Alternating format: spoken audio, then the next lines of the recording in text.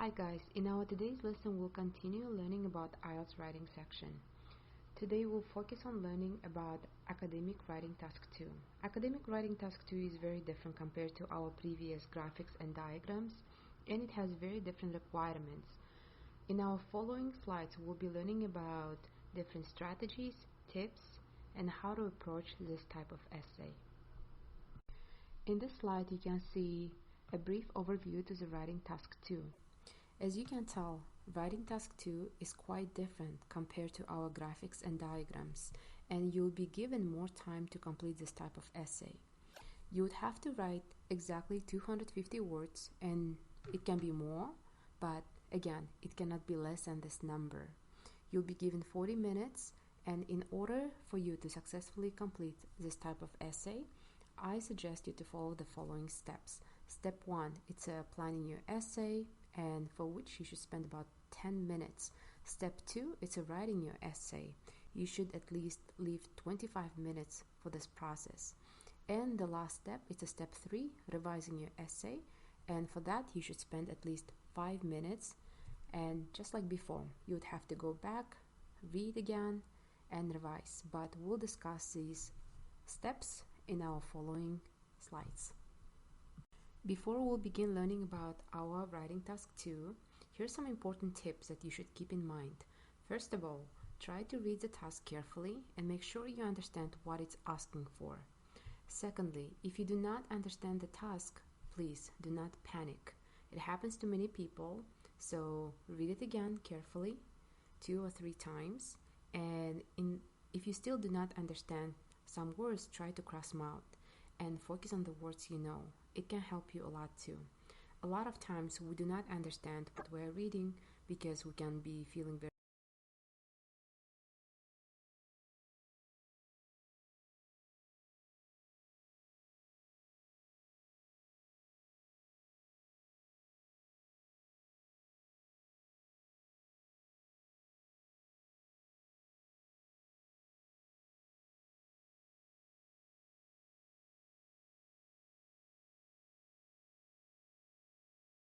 nervous and anxious, especially during the time when you're taking your test. And finally,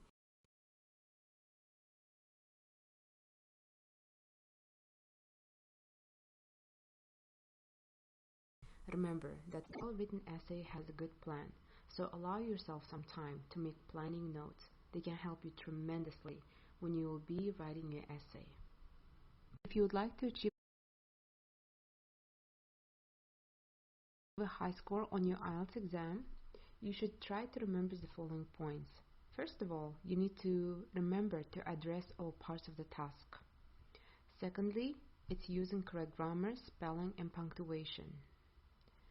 Thirdly, you should try to write incomplete sentences. Complete sentences always contain one subject and verb, at least one subject and verb. And next, it's a very important point for you, in order not to get a lower score or lose your points, make sure that you use your own words and you do not copy exact sentences from your prompt or from your task, in other words. And the most important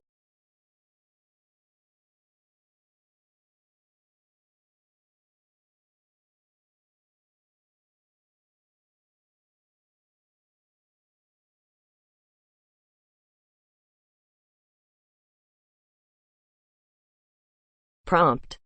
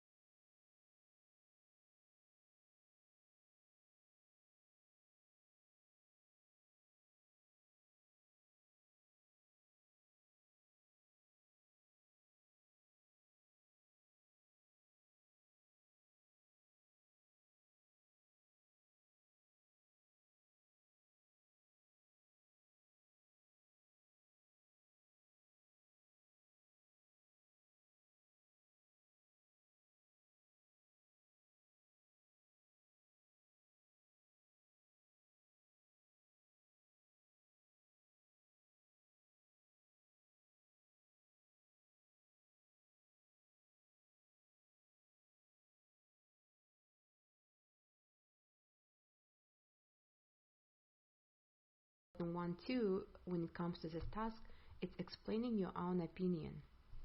As you can see, this task is very different, and I'll be explaining to you how to approach it in the following slides.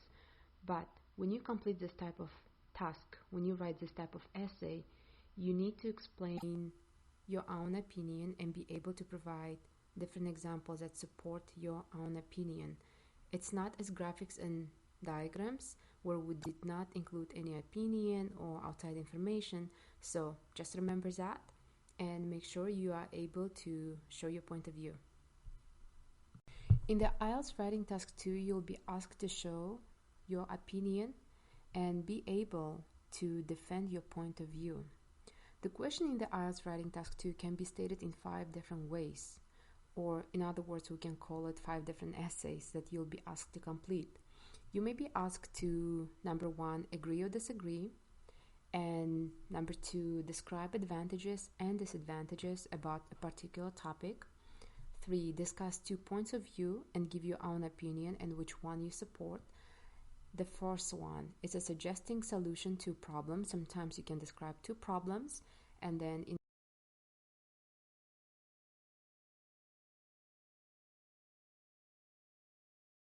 paragraph 3, for example, give solutions for these 2 problems. And the last one, that is not very common, but sometimes it might be on your test. It's number 5, answering 2 questions. Alright guys, in this slide we'll review writing task 2 essay prompts. As I mentioned earlier, sometimes IELTS essay ask you in 5 different ways to describe or discuss a particular topic. So number 1, as you take a look, I'm going to read this prompt for you. So it states the following: nowadays many people have access to computers on a wide basis, and a large number of children play computer games. So this is your topic, or in other words, it's your prompt. And what are you given to do? It is the following question: what is the negative impact of playing computer games, and what can be done to minimize the bad effects? So as you can see, it's talking about negative impacts of playing computer games and what can be done to minimize. So this type of essay, we call it problem and solution essay. So when you see this type of prompt and you know that you would have to describe problems or negative effects and how these problems can be solved. Alright, so let's move on to the second one. So here we have: some people believe that it is cruel to test drugs and other new products on animals. Others believe that this sort of testing is important and necessary for improving and even saving people's lives. And your task is discuss both these views and give your own opinion. So as you see, it clearly states that you have to discuss both these views. So the first view is that some people believe that it's cruel to test drugs and other new products on animals. And the second view is going to be the other opinion. Others believe that this sort of testing is important and necessary for improving and even saving people's lives. So as you can see, you have to discuss these both views in your essay, and then give your own opinion. So your own opinion can be either you support the first view or second view, and you would have to explain why you would support the first one or the second one and give your own example. So these are our first 2 essay prompts for the writing task 2. Here's our third prompt, and I'm going to read for you. Traditionally, elderly people have lived with and been cared for younger family members. In modern society, more and more elderly people are living in special homes for the elderly. And we have requirements here. So we have 2 questions, and I'm going to go ahead and read it. Why do you think families choose to have their elderly relatives live in special homes away from the family? That's question number 1. And the second one, what do you think is the best way for modern families to care for their elderly relatives? And as you can see in this prompt, you have your topic. So this is a topic when the one involved traditionally elderly people. So they explain the problem you have, and then they're asking you to answer these specific two questions in your essay. So that means when you'll be writing your essay, your body paragraphs have to stay focused on these two questions. For example, your body paragraph 1 and 2 can be two reasons. Why do you think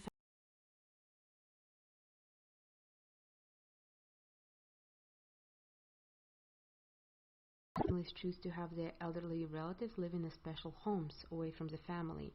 So you would have to write body paragraph 1 explaining one reason for this problem, and body paragraph 2 can be a second reason explaining the same problem basically, and your body paragraph 3 could be the answer for your second question. For example, here you have, what do you think is the best way for modern families to care for their elderly relatives? So be very careful when you are completing this kind of essay. A lot of times students get confused. They read the prompt and then they ignore these two questions they have, and they just focus on the words in bold. They are of course important. It's just kind of describing the problem and giving you more ideas about the topic, but what you have to do is to answer and write about what they are asking you for. So, and they are asking you to describe these two problems, or like answer these two questions in your body paragraphs or in your essay in general. Alright guys, and then fourth type of essay we have, here we have a prompt. Developing an area for tourism changes life in that area in many ways. And again, so we have a topic, we have a prompt, but what they're asking is quite different. So read it carefully. What are some of the advantages and disadvantages that tourism can bring to the lives of people who live in that area? So in the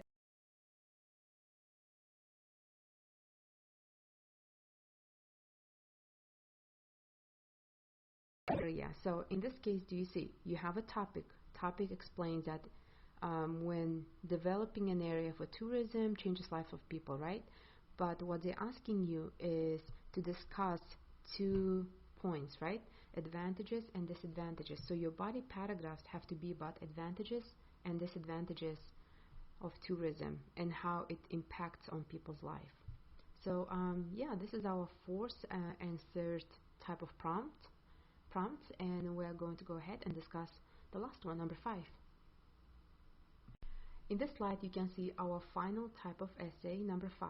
It's about agree or disagree. The prompt states the following: making smoking illegal is the best way to protect from the harmful effects of tobacco. And your task, to what extent do you agree or disagree? So when you have this type of essay, you need to pick one point and then provide a reason for each point. I mean, which point you are choosing. For example, if you said I agree, then you would have to pick 2 or 3 reasons why you agree and then provide an example. And if you pick, for example, if you decided to say I disagree, then you'd have to do the same. You'd have to write 2 or 3 reasons why you disagree and provide an example to support your opinion. I think this is one of the most common essays, and a lot of my students and I myself had the same type of essay. And in order for you to sound more confident, I would just suggest you to pick one point, agree or disagree. Try not to mix it. You can definitely provide a counter argument if you'd like to. So a lot of times counter arguments sound, even though some people agree, I still strongly believe that. So this is a kind of a counter argument we have.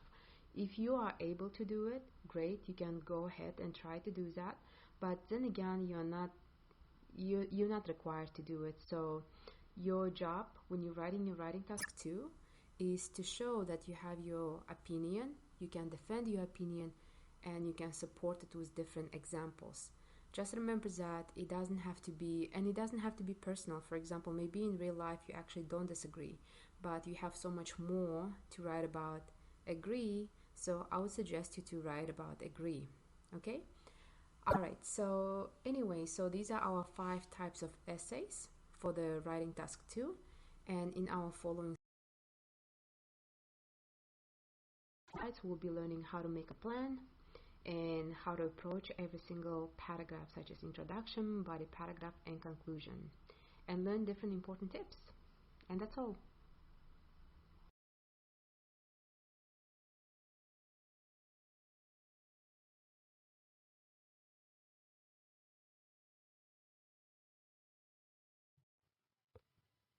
IELTS Writing, Academic Writing Task 2, Tips and Strategies, Part 2. And now we are going to discuss Step 1, Creating an Outline. In your outline, you can include the following things you see on the slide. So we have thesis statement, body paragraph 1, body paragraph 2 and 3, and also supporting details for each point. As you remember, our thesis statement explains the reader what type of essay you have. In our academic writing task 2, we have 5 different types of essays. So for example, if you have agree or disagree or problem and solutions type of essay, so you can write down in your outline problems and solutions or agree or disagree. So this will help you to stay focused and do not forget about what type of essay you are writing. So body paragraph 1 or main idea, it's our topic sentence. Our topic sentence includes the reason you are going to give. So make sure you begin every body paragraph with a specific reason for your problem, for example, or for your agree and disagree or disagree. And also supporting details, these are our examples. It doesn't have to be 3. Maybe you can have only 1 supporting detail or 2. Or if you feel like including more, so you can have 3 supporting details. And as you see, I have 3 main ideas, but maybe sometimes your body paragraphs are longer, so you can have only 2 body paragraphs. So it depends on what kind of task you have and how you write your essay, but you can write 3 or 2 body paragraphs if you wish. So this is our outline.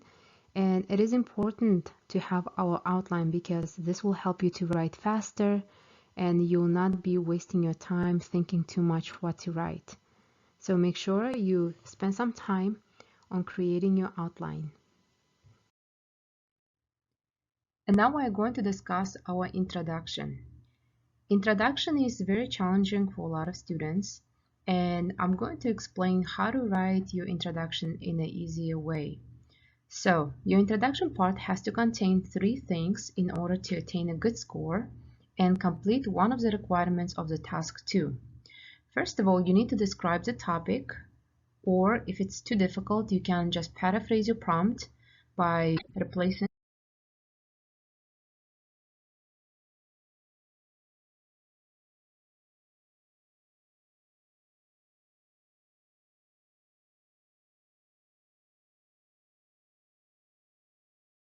Paraphrase.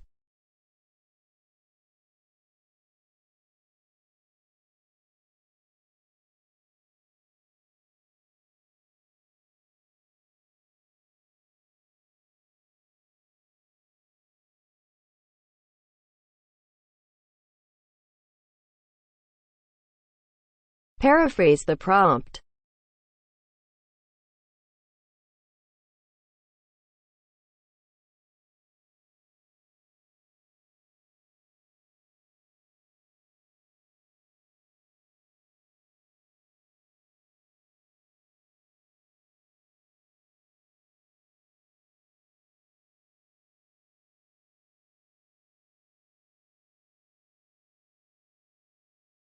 a couple of words with synonyms and tell the reader what the essay is about.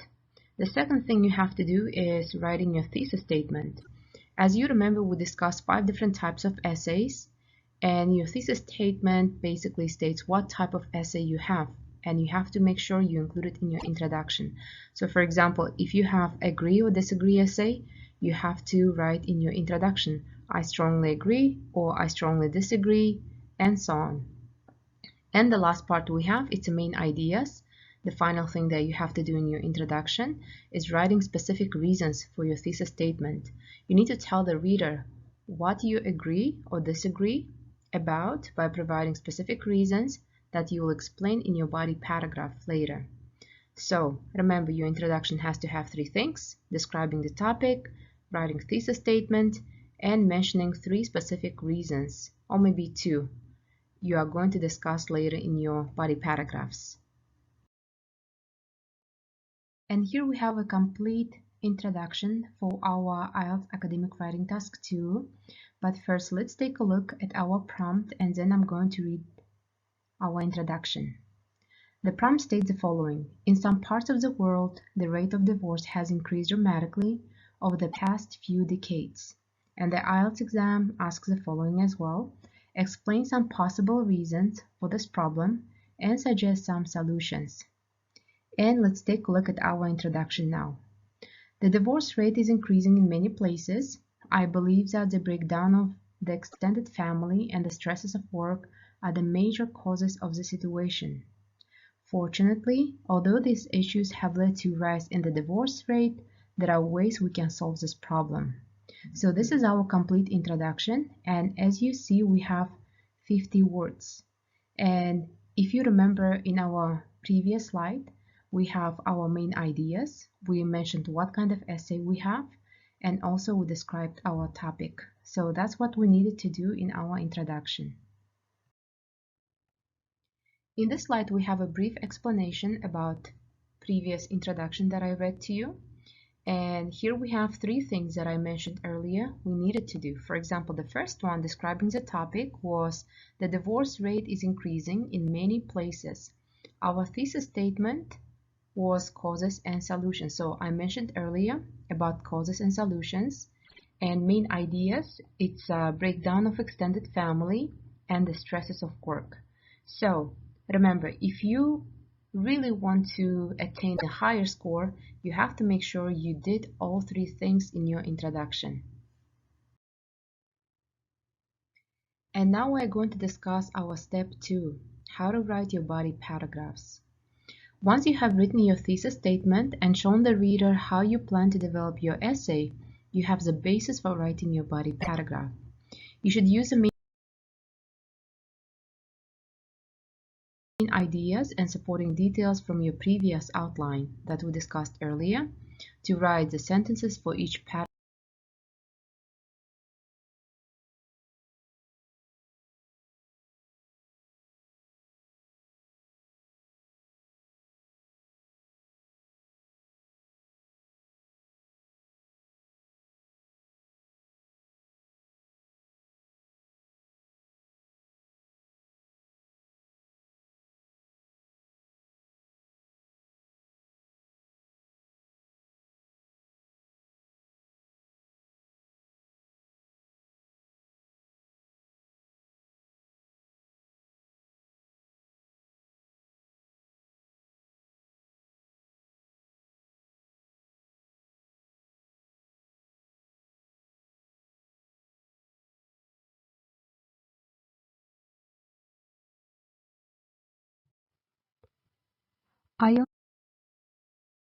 Divorce rate, there are ways we can solve this problem. So this is our complete introduction, and as you see, we have 50 words.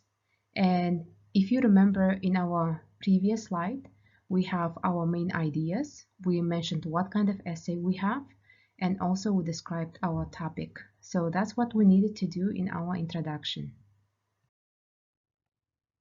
In this slide, we have a brief explanation about previous introduction that I read to you. And here we have 3 things that I mentioned earlier we needed to do. For example, the first one describing the topic was the divorce rate is increasing in many places. Our thesis statement was causes and solutions. So I mentioned earlier about causes and solutions. And main ideas, it's a breakdown of extended family and the stresses of work. So remember, if you really want to attain a higher score, you have to make sure you did all 3 things in your introduction.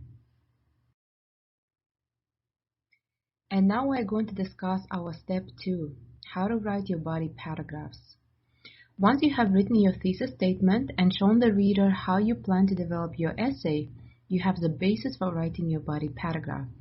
You should use the main ideas and supporting details from your previous outline that we discussed earlier to write the sentences for each paragraph. Of course, you must try to use your correct grammar, spelling, and show variety in your vocabulary and sentence types. And there's some tips that you should try to keep in mind. And first of all, try to use all 4 types of sentences, such as simple sentence, compound sentence, complex sentence, and compound complex sentences. Also, do not use academic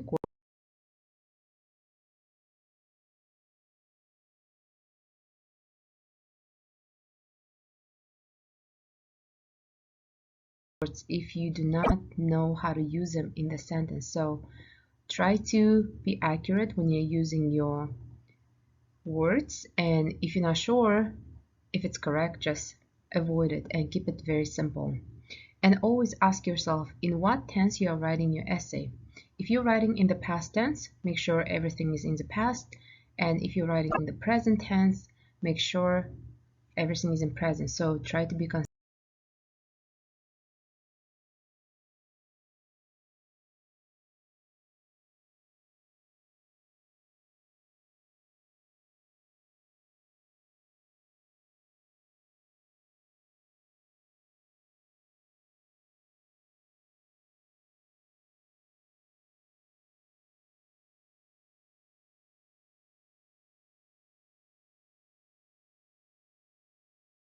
consistent and keep in mind these important points.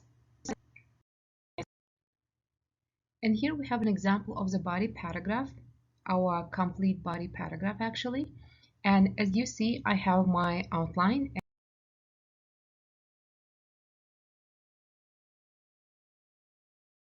and my body paragraph. So let's go ahead and read what we have. So as you see, our outline begins with a breakdown of the extended family, and I have past, my notes, family help with childcare, past family help with expenses. Now people don't have the support. And I turn these notes into my body paragraph, so let's see what we have. In my opinion, the biggest cause for divorce is a breakdown of the extended family. In the past, a family was made up of parents, grandparents, children, and other relatives. This meant that there was always somebody available to help with child care. It also meant that expenses could be shared in times of financial difficulty. These days, people do not have this kind of support from their families, and this puts more stress on marriage. So as you see, I have 77 words in one body paragraph. And of course, your body paragraph can be written a little bit differently, and this is just an example for you to see how you can turn your notes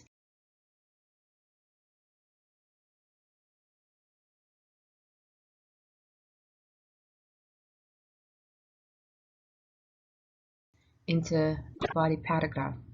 And also keep in mind, it's a good idea to use transitions. So I did not add much in here, but try to use as many transitions as possible. It will really help to link the sentences we have. And that's all we have, guys, for our body paragraph.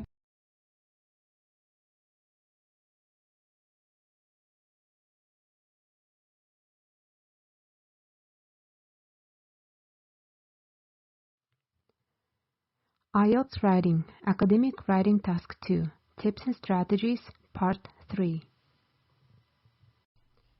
And now we'll discuss our final paragraph of the essay, which is conclusion. Remember, a good conclusion briefly sums up the ideas you developed in your essay.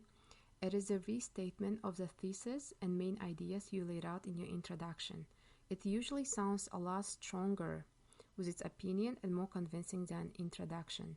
So as you remember, in our introduction, we describe the topic, provide thesis statement, and 3 main ideas, maybe 2. And here we have our example for introduction. The divorce rate is increasing in many places. I believe that the breakdown of extended family and the stresses of work are the major causes of this situation. Fortunately, although these issues have led to a rise in the divorce rate, there are ways we can solve this problem. And as you remember, conclusion restates what we had in our introduction, and I have the following sentences. There are a lot of demands in modern life that place stress on marriage and lead to divorce. However, people can choose to make changes to their lifestyle that can result in a better, stronger marriage. And total count of words 36 in my conclusion. But as you can see, my first sentence kind of paraphrases what I had in introduction, but also in my second sentence, I provide kind of a solution or my own opinion how this problem can be solved.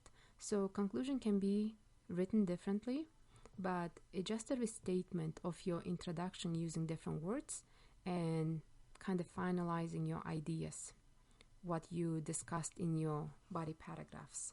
And that's our conclusion part. And here we have our final step 3. It's a revising your essay. I provided for you a link so you can follow and understand the requirements and what you need to do in order to attain a high score. Anyway, so here we have a brief summary of the things you need to keep in mind in order to receive a high score on the writing task 2. First of all, it's addressing the task. When you address a task, you mention your thesis statement and main ideas. As you remember, your thesis statement tells what type of essay you have, and main ideas mention specific reasons that you are going to discuss in your body paragraph. Coherence. Coherence means that every body paragraph you have begins with a main idea or specific reason, then supporting details. Every reason you provide, you have to support it with a good example or explain it and give more details about it. Next one, we have cohesion. So here we have, as you see, introduction, conclusion. So that basically means that your conclusion restates your introduction that we discussed earlier. Transition words, these are words such as first of all, secondly, in addition, also, however, finally. These are type of words you have to use in your throughout your essay, and you do not need too many of them. Just make sure you have at least 4 or 5, so that will make your essay sound so much better. And the next part is our lexical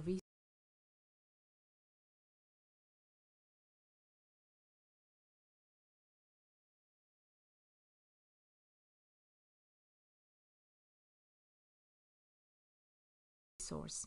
For lexical resource, you have to make sure you have different vocabulary words and you're not repeating the same words over and over again. And also keep in mind spelling, it's very important.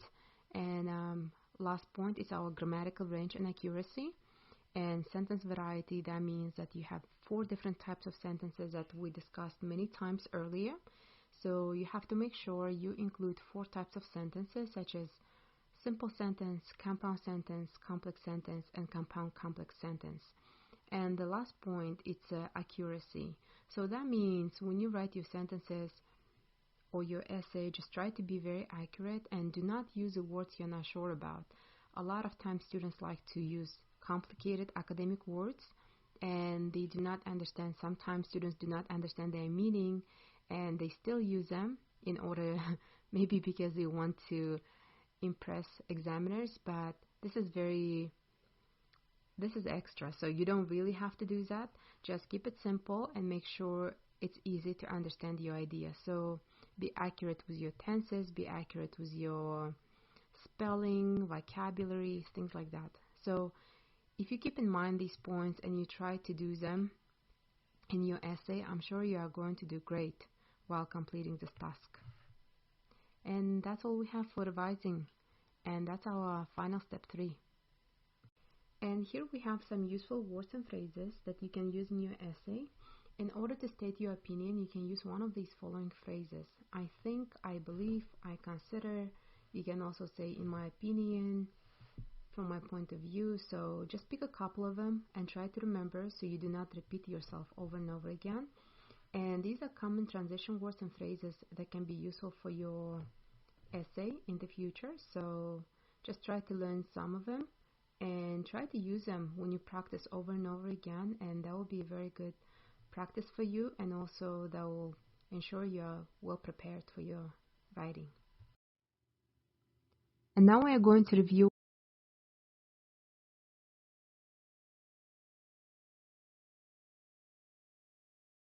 some of them and try to use them when you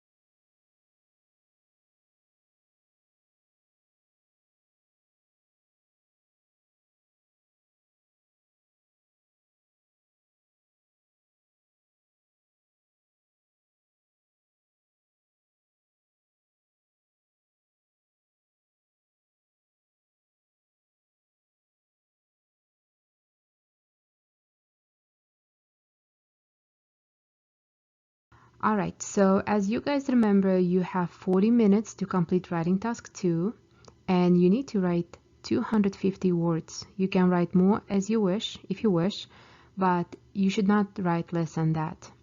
Also, you should make sure to state your personal view. Remember, you're writing task 2 based on personal view, so you can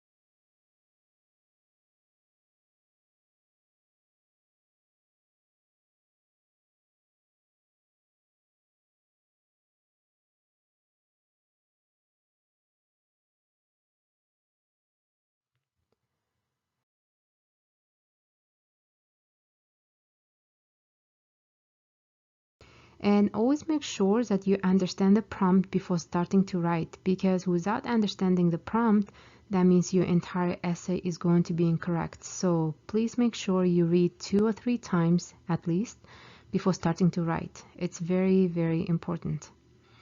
And another important point to keep in mind also, not copying exact words. Instead, paraphrase the words you have in the task with synonyms. And begin each paragraph with the main idea.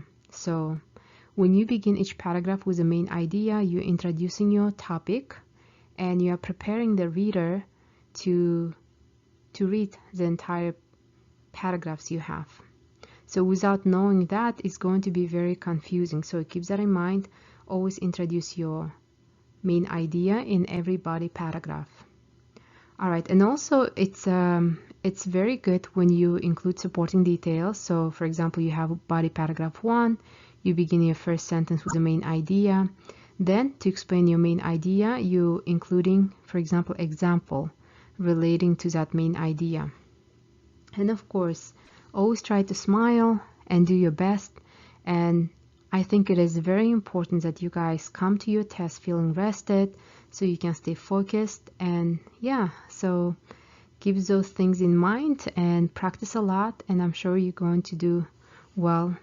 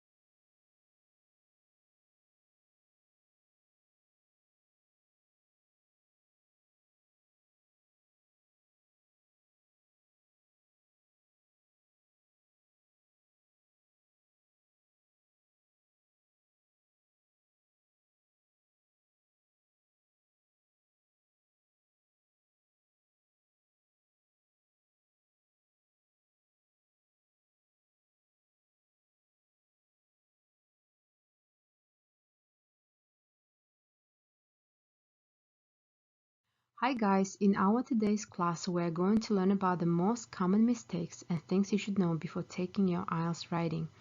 I'm sure that knowing some strategies and tips will help you succeed in your writing section. We'll begin our today's lesson by reviewing the most common mistakes in writing. The first thing you should keep in mind is avoiding using contractions. Instead of writing I won't be home, you need to write I will not be home. So never use contractions in academic writing. The following tip that is very important to remember, that writing too few words is not that good. So if you write much less than the required word count, the examiner will reduce your score. even if your essay is really good. So you have to make sure if you are asked to write 150 words in the academic task 1, you need to meet that requirement. And for example, for the writing task 2, you have to write 250 words as well. The following tip we have is actually the opposite of what we discussed just right now, which is writing too many words. Remember that writing too many words is not a good idea too, because as you probably know, or maybe you don't know, that examiners are paid to mark your essays on an hour basis. It means they are being paid hourly, and they will not have enough time to read all the essays. For example, if you write 350 words instead of 250 words, examiner probably won't be able to finish reading your entire essay. And that means he or she probably will skip reading your conclusion, which is a very important part of your essay. So keep in mind that you should try to avoid your contractions, write too few words, and write too many words in your academic task 1 or writing task 2. Another common mistake that some students make is having handwriting that is difficult to read. Remember that Ielts is still a handwritten exam, and the examiners will not spend time trying to understand your writing if they cannot read it. You must make sure that your handwriting is not messy and can be read quickly.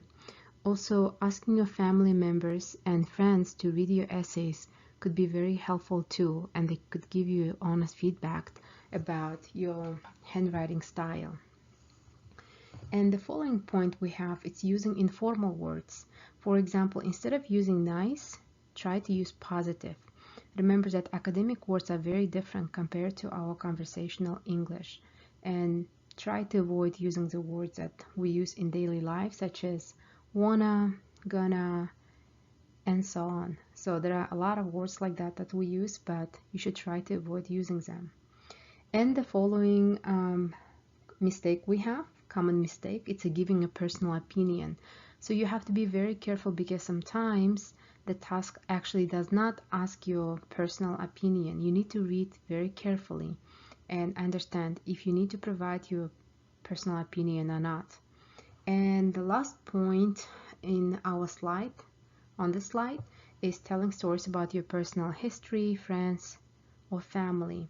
Even though task tells you to use examples from your own experience, it does not mean that you have to describe in a lot of details about people's life or your friends' lives and maybe your personal life as well. So be very careful, and remember that IELTS test just test you in overall, you test your overall knowledge to see how much you learned and how much you know about the subject, maybe that you learned from the media or you read in the books.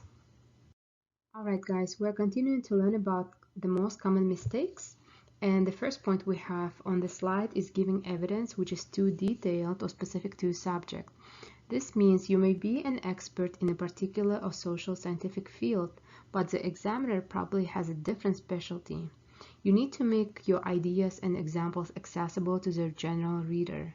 So try not to use specific terms because your examiner might not know them. So, for example, if the task topic is about money and you are an accountant, do not use specialized accounting terms. It can confuse your examiner. And the following point we have is being emotional or too dramatic when giving your opinion about a certain topic. Sometimes students feel very passionate or emotional talking about some specific topics such as animal cruelty or maybe religion or politics. So try to be less emotional talking about these type of topics and avoid using very strong words such as disgusting, detest, unacceptable, I disapprove. So these type of words are not a good idea to use during your academic writing or even speaking as well. So just remember to be very respectful and less emotional talking about such particular topics. And the last point we have on this PowerPoint slide is not following the basic structures presented in the task.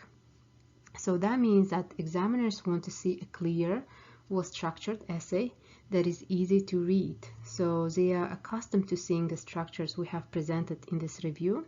So you remember how we had our introduction, body paragraph, conclusion. So make sure you follow specific structure and you sound positive in your essay and you practice a lot before you take your test. So, and remember, if you do all these points and you follow all the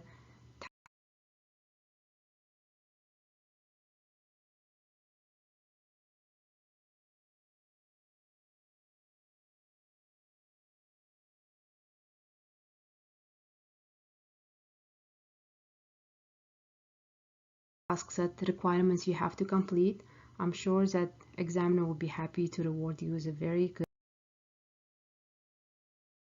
good band score. Now we are going to discuss our sentences. You need to use 4 types of sentences to reach a higher score.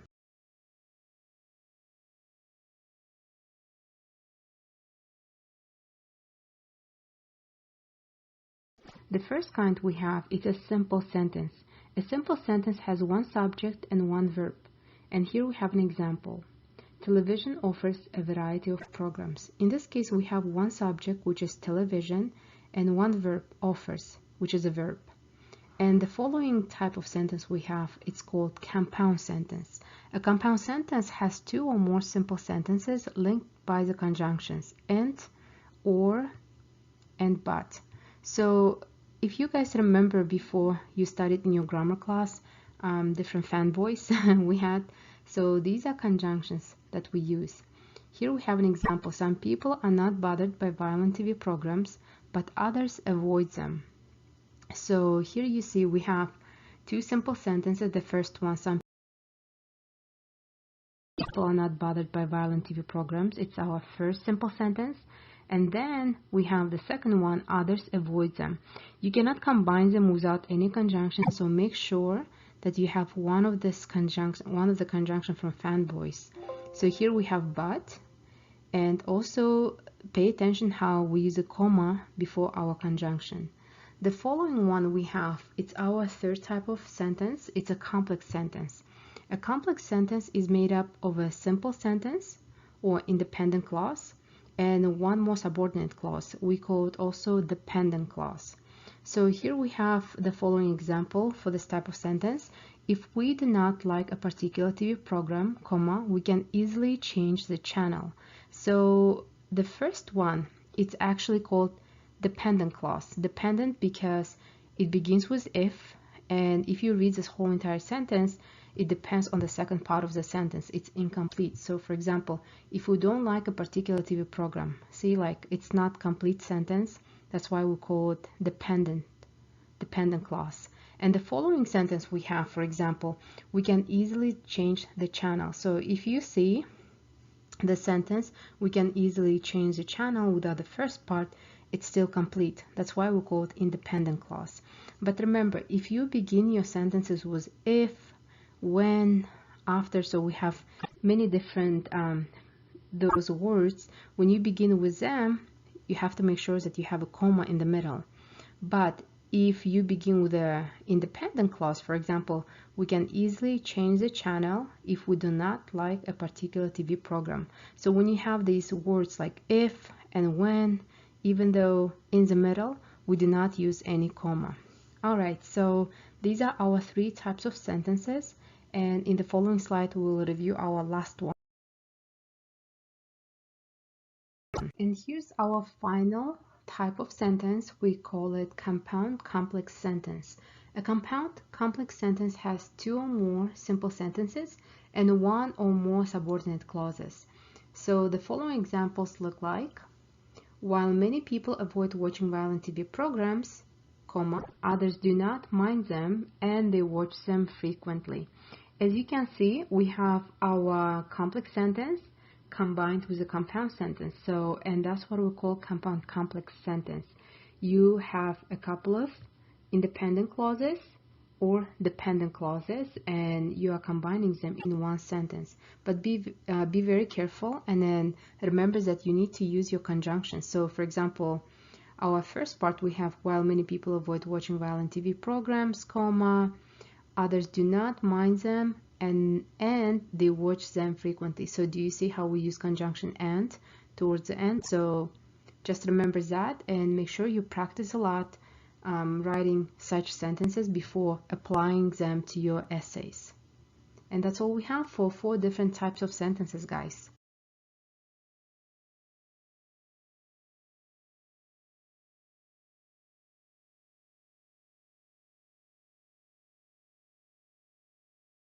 Ielts writing, the most common mistakes and things you should know, Part 2. We'll continue reviewing our Part 2 of the most common mistakes and things you should know by reviewing parallel structures. Parallel structures are structures that follow the same pattern.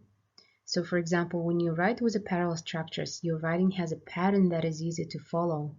It helps make your ideas easier to understand to other people. So for example, in English, we have different types of parallel sentences. And the first one we are going to review today is a subject parallels. So for example, here you see a couple of sentences we have. And the first one shows parallel. So for example, play and study are 2 ways children can use a computer. As you see, play and study, words are in bold, and they are parallel in this case.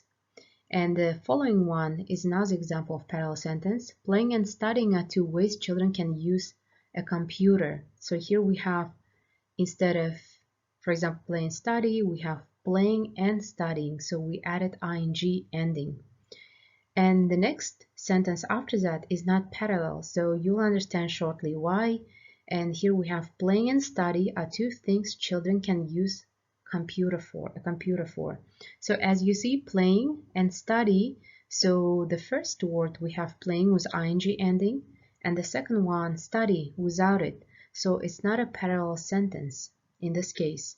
So you have to make sure when you're writing sentences and you are using parallel structure, they have to be consistent. For example, playing, studying, for example, dancing and playing. So you have to make sure you are consistent and adding ing ending in both cases. So that's what we call parallel structure.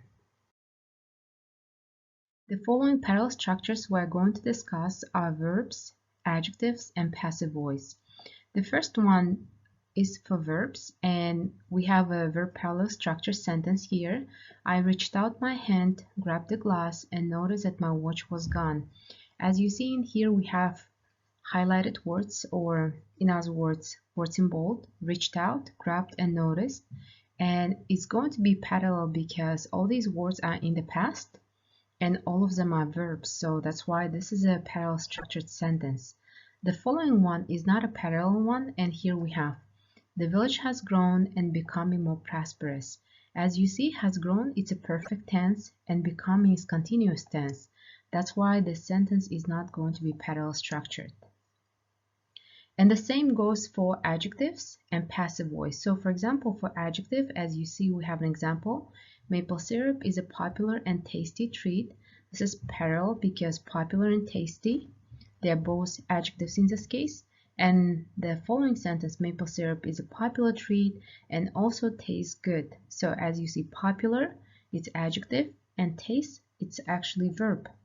So that's why this is not a parallel sentence. And for the passive voice, it actually goes the same. So the house was painted, the roof was repaired. Parallel sentence, and not parallel sentence would sound like this. The house was painted and we repaired the roof. So as you see, was painted is in the passive voice, repaired is just a past simple tense. So you have to make sure when you are writing your essay, you are very careful with your parallel structure and you double check and revise your essay carefully. Now we are going to talk about punctuation, and the first one is the most common one. It's a full stop, or we call it period in America.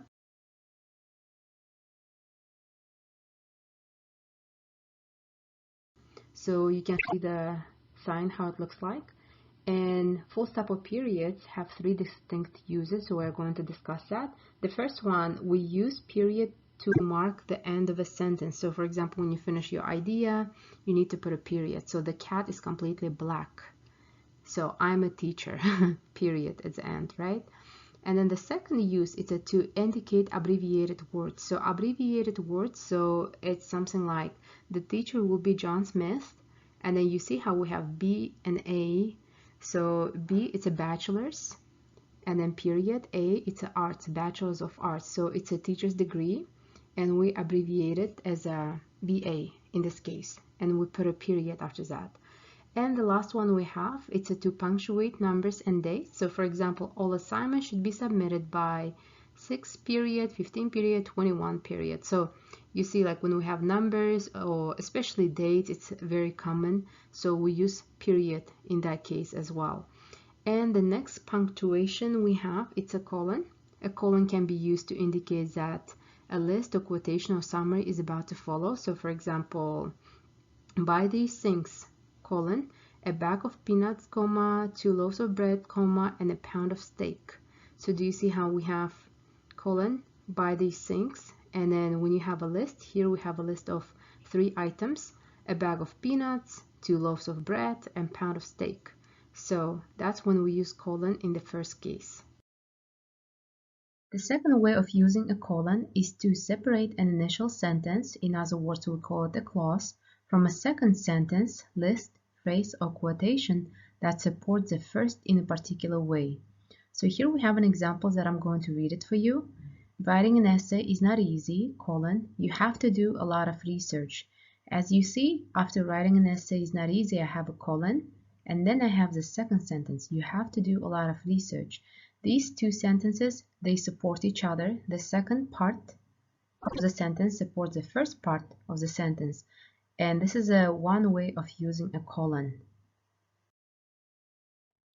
And now we're going to talk about commas. So this is one of the most common and favorite probably punctuation for some students because they use them a lot. They overuse them sometimes. And there's some students who don't like to use them at all. So we're going to discuss how to use them properly and know exactly when and how to use them. So as you know, commas signal a slight pause, but not a complete stop. And I understand why they're tricky because they have a lot of rules. So we're going to discuss a couple of them today. So the first one, you need to use commas to separate items in series. A series contains 3 or more or similar items in a row. So here we have an example. The girls like playing golf, comma, reading books, comma, and riding horses. So as you see, this is items in series. We have 3 things. Playing golf, it's 1. Reading books, 2. And riding horses, 3. So if you have a couple of things that you want to show, like you want to list in your sentence, then you need to use your commas. For example, if you have only 2, then in that case you are not using any commas. It has to be 3 or more. And second way of using commas is to separate 2 or more adjectives that precede and modify the same noun. It's not very common, but it can happen sometimes and you need to know it too. So here we have an example. The human eye is a complex, comma, efficient organ. So here we have 2 adjectives, and because we have 2 adjectives, not just 1, we need to use comma in between. And you have to note that you should not use commas when the last adjective in series is part of a compound noun. You can tell if one of the adjectives belongs to the noun and if you reverse the position of the adjectives. So here, for example, we have a sentence, whose red eyeglasses case is this? So as you see, eyeglass case is a compound noun. And that's why we do not use any commas in this case.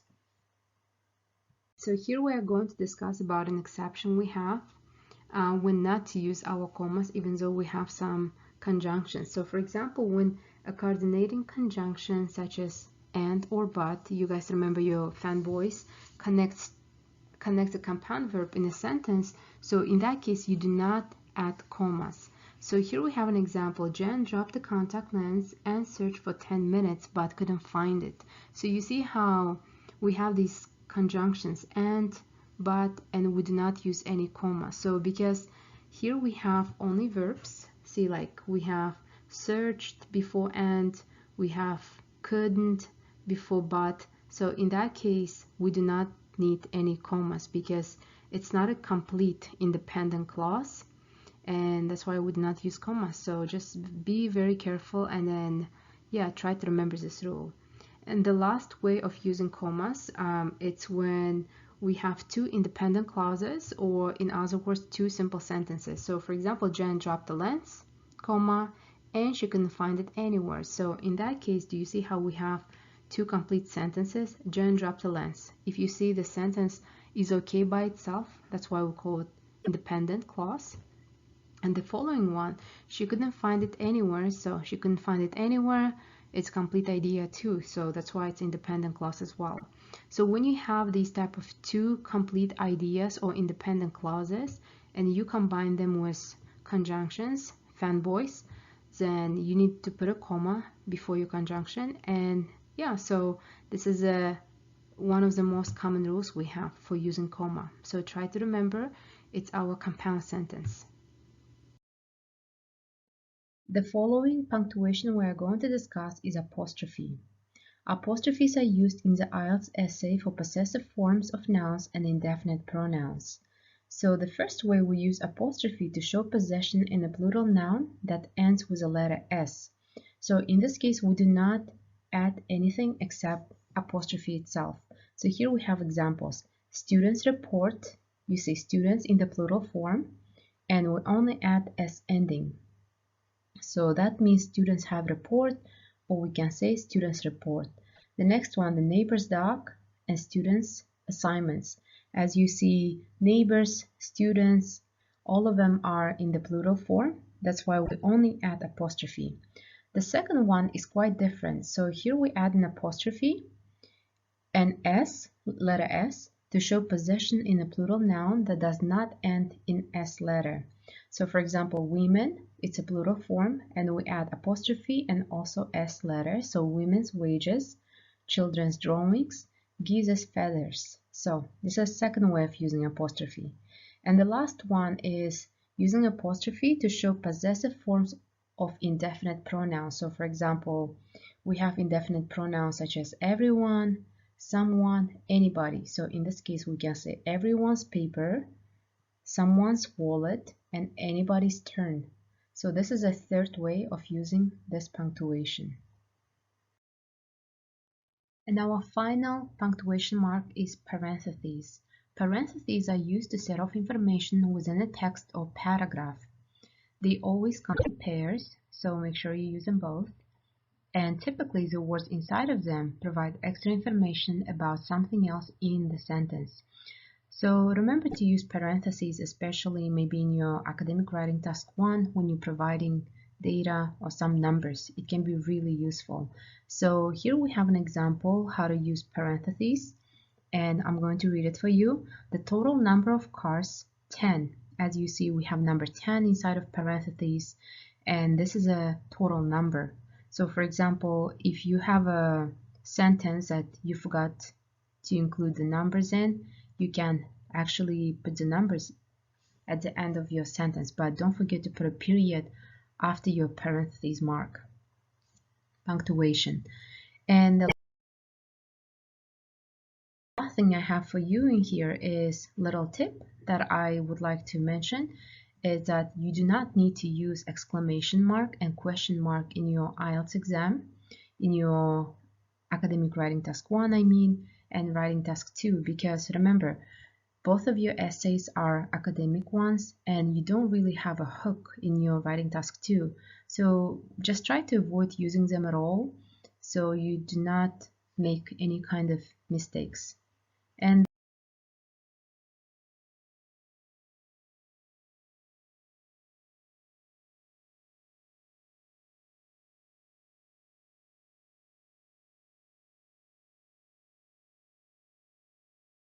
that's all we have, guys, for punctuations, and I really hope this course was very helpful for you and you learned a lot about writing sections of the Ielts test.